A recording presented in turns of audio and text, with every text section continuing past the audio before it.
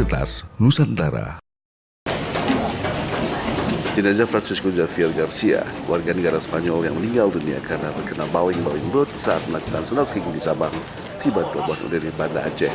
Jenazah Francisco dibawa menggunakan kapal cepat ekspres Cap 3 dari Sabang menuju Pelabuhan Udara Banda Aceh. Selanjutnya jenazah tersebut akan diterbangkan melalui Bandara Sultan Iskandar Muda Malang Bintang menuju Bali sebelum dipulangkan ke negara asalnya Spanyol.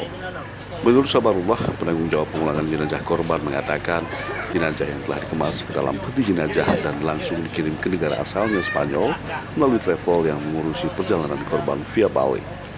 Kita akan kita berangkatkan ke Bali besok pagi insya Allah via SIM. Terus nanti ada travel yang di Bali, asuransi yang mengklaim, mereka mengurus untuk pulangan ke Spanyol. Dia kan kena baling-baling boot. Kalau nggak salah saya itu kejadiannya di Bum.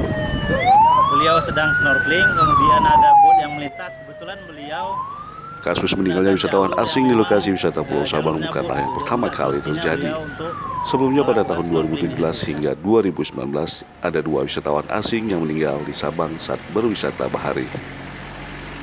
Demikian laporan Ferry Fendi dari Banda Aceh, Provinsi Aceh.